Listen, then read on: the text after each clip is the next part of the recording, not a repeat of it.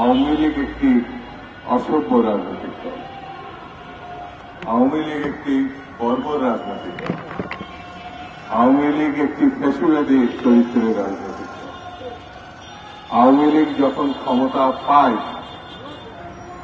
তখন সে গণতন্ত্রের বিপক্ষে অবস্থান নেয়।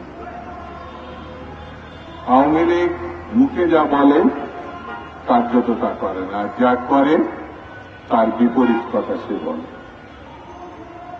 বাংলাদেশের স্বাধীনতার পর আওয়ামী লীগ প্রথম এই দেশে হত্যা, সন্ত্রাস, অপহরণ, গুম এই রাজনীতিটা তারা চালু করেছে। তারা রক্ষী বাহিনী বানিয়েছে। 40,000 শেখ মুজিবের জামানায় 40,000 বিরোধী দলের নেতা কর্মী নিহত হয়েছে। শেখ মুজিব এই দেশের দুর্ভিক্ষ সৃষ্টির মধ্য দিয়ে লক্ষ লক্ষ মানুষকে হত্যা করেছে। শেখ মুজিব বাকশাল করেছিল, সকল রাজনৈতিক দলকে নিষিদ্ধ করে একদলীয় রাজনীতি শুরু করেছিল। সেই দলের ধারাবাহিকতা শেখ হাসিনা। শেখ হাসিনা 15 বছরে বাংলাদেশে যে লুটপাট করেছে, এত লুটপাট শুধু বাংলাদেশে না, সারা বিশ্বের কোন দেশে কখনো হয়েছে এমন নজির পাওয়া যাবে না। শেখ হাসিনা গণহত্যা করে বিরোধী মত পথকে নিশ্চিহ্ন করতে চেয়েছে, যেমন তার পিতা এই কাজটি করেছে।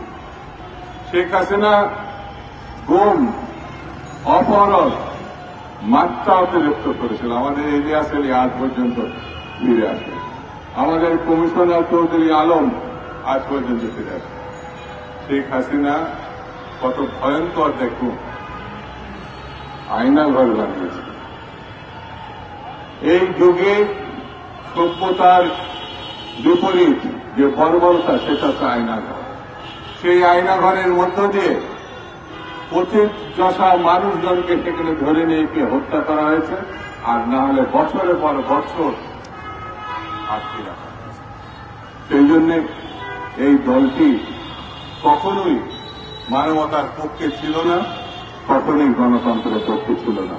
তারা জন্মগতভাবে ফ্যাসিবাদী, স্বৈরতান্ত্রিক। সর্বশেষ নিউ ইয়র্কের যে ঘটনা তারা সৃষ্টি করেছে, তার মধ্যে যে এটা প্রমাণ করেছে 1 বছর পার হলেও তাদের কোনো অনুশোচনা লক্ষ্য করে না।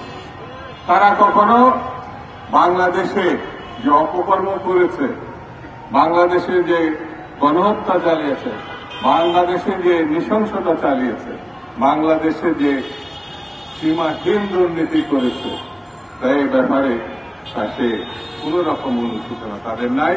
জাতির কাছে তো বটেই, বিশ্বের কাছেও ক্ষমা চায় না। তারা ইসলামের বিপরীত শক্তি।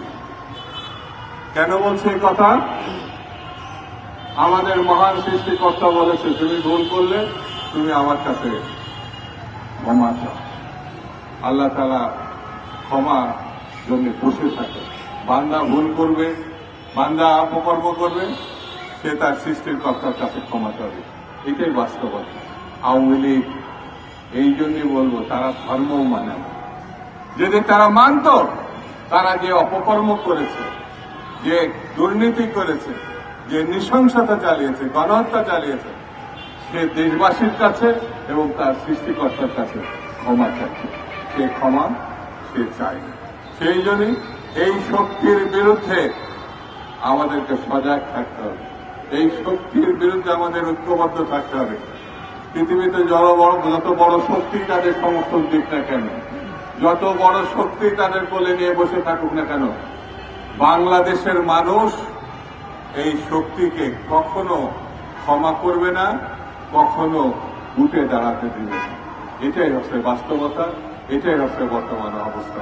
সেই জন্য আসুন আমরা এই অপশক্তিকে রোধ করে, প্রতিরোধ করে বাংলাদেশের গণতন্ত্র প্রতিষ্ঠার পথকে সুগম করি। আমরা মনে করি বাংলাদেশকে অবশ্যই গণতন্ত্রের পথে এগিয়ে যেতে হবে। এবং এই সরকারকে আমি আহ্বান জানাবো দায়িত্বশীলতার পরিচয় দেওয়ার জন্য। কোনো অবস্থায় যেন ফেব্রুয়ারি মাস পার হয়ে না যায়। নির্বাচন অতি অবশ্যই ফেব্রুয়ারি মাসের মধ্যে হতে হবে।